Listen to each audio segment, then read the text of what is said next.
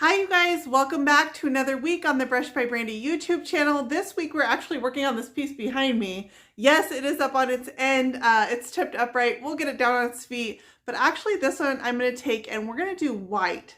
So when I want to do just a clean, smooth white finish, there's a lot of steps that you need to go to.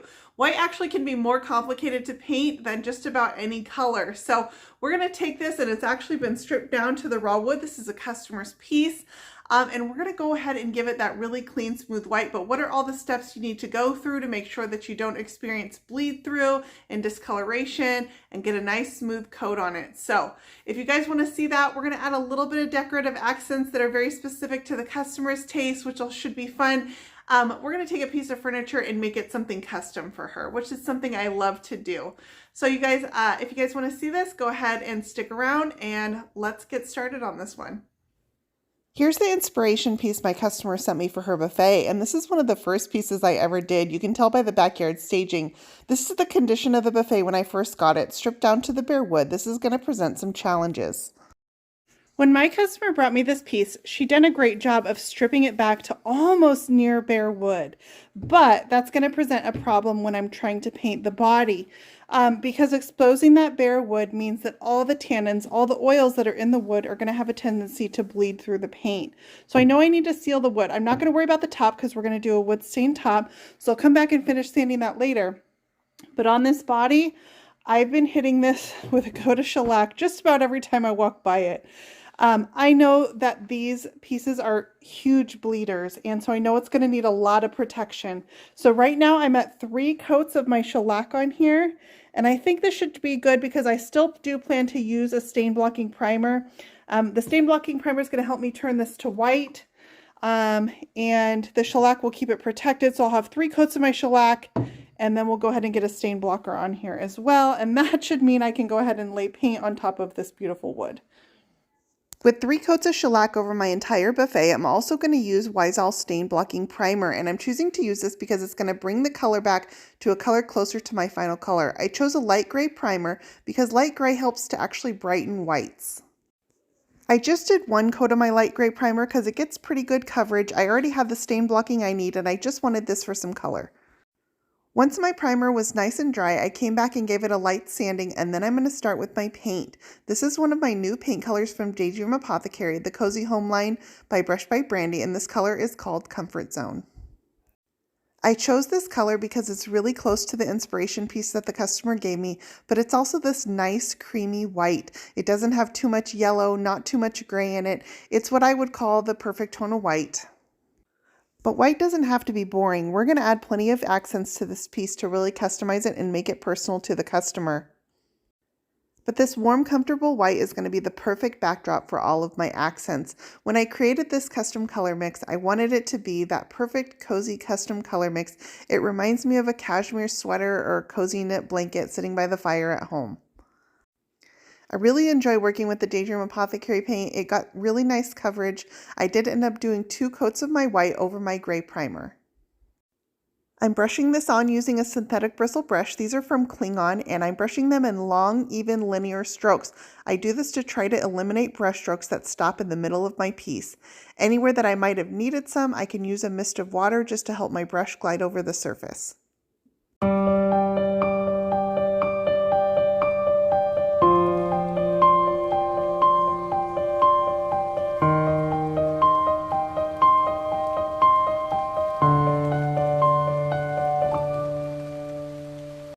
Here's usually what my workspace looks like with drawers strewn all about. I had to take them all out of the piece to get them painted.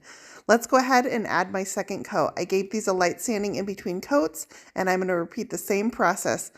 Tack off all my dust. I'm using my Klingon brush, a little bit of water. I do tend to use a little bit more water when I'm going over a second coat of paint because it's got that chalky paint underneath. It gets a little bit of drag on the brush, and I like it to glide nice and smooth.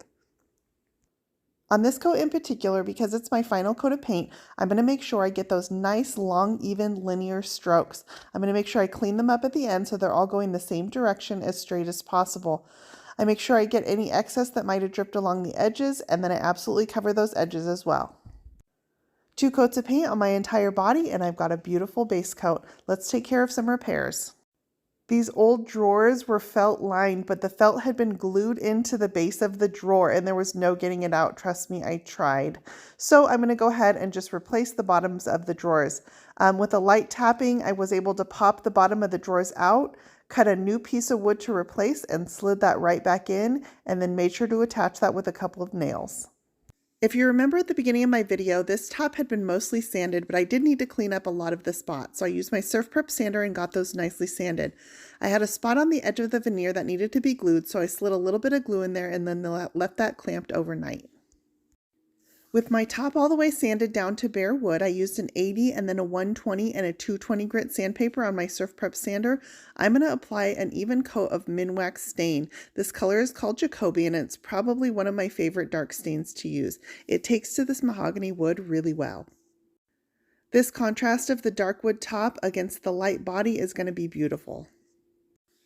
I'm just applying my wood stain using an old cotton sock and I rub it over the top of the piece using long even linear strokes. You don't want to have any spots in your wood where you've let the wood stain puddle at all.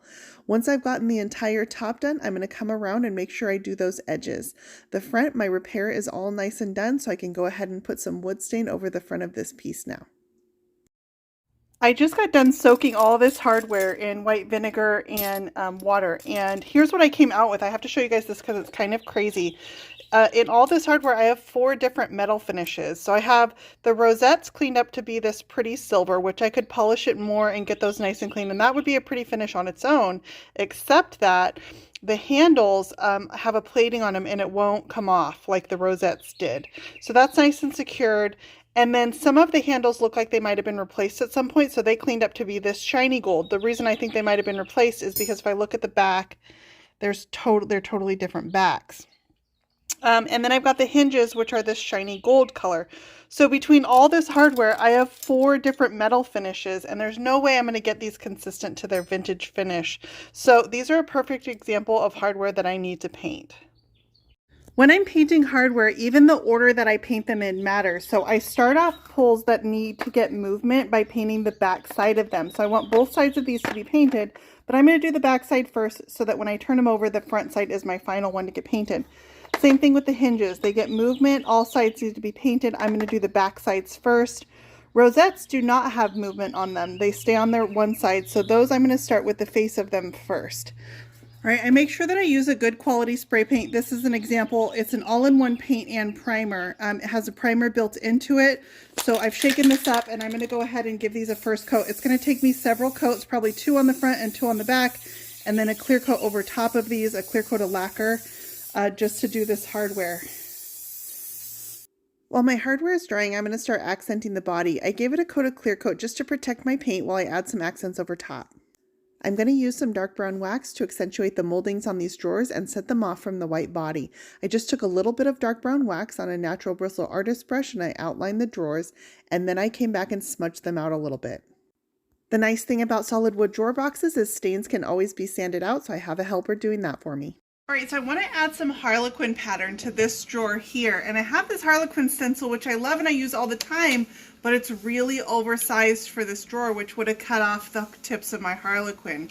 So I have a transfer that I'm going to put on here, and this is the Harlequin transfer from Redesign with Prima, and I'm just going to cut out this row here. I used another one on the last drawer, and I'm going to cut right along the points of the Harlequin. Okay, so these are my Harlequin that I'm going to attach. I'm going to need to cut off one more from another row. Let's go ahead and put this guy on here. So I'm going to line up the points of my Harlequin with my drawer hardware holes.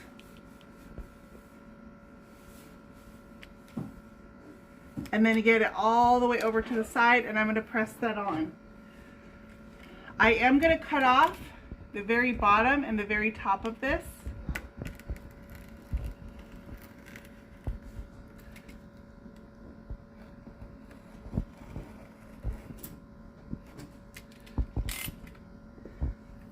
And then with that cut made, I'm going to go ahead and rub over my transfer.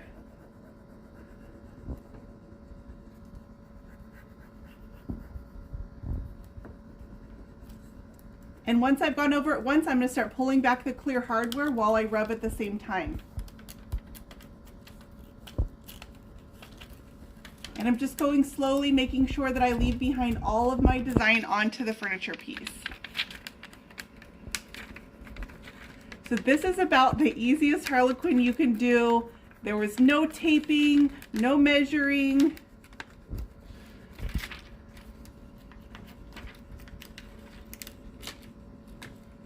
And it's perfect every time.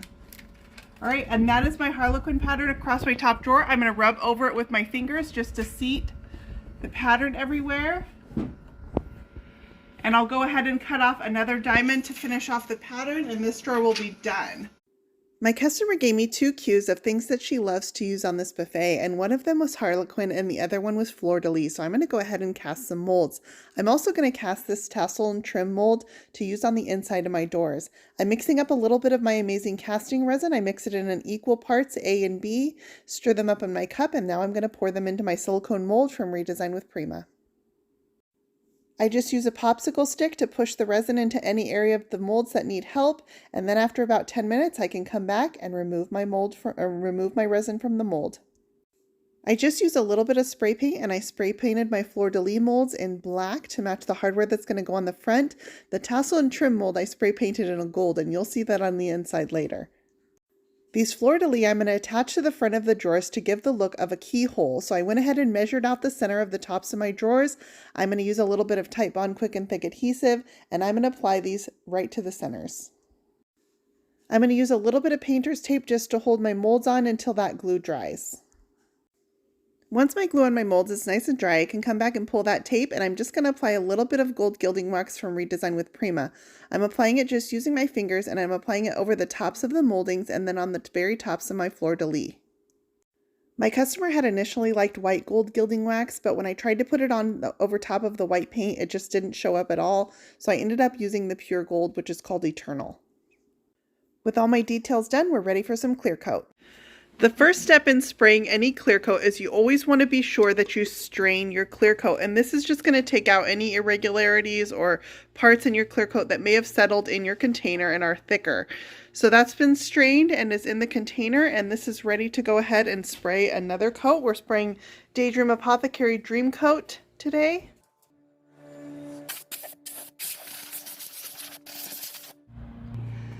That step was spraying this down with an air tip. This is just attached to an air compressor on a hose, and this air is just going to remove any dust that might be on the surface before spraying a clear coat. So that step is just testing the spray on a piece of cardboard before going to your piece of furniture. With all that done, let's go ahead and spray the body of this piece. You'll notice that he moves the sprayer from the outside edge and doesn't stop anywhere along the center of the piece. This keeps you from having any areas where the clear coat gathers. I also spray inside the doors and also the top. I usually do 2 coats on the body and 3 or 4 coats on the top of the piece.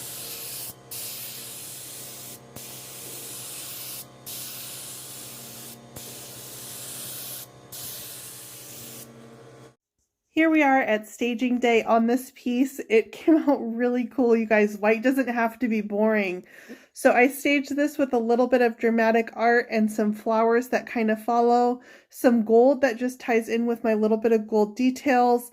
Black, I kept it pretty monotone in the black and the gold, and then a little bit of the creamy white.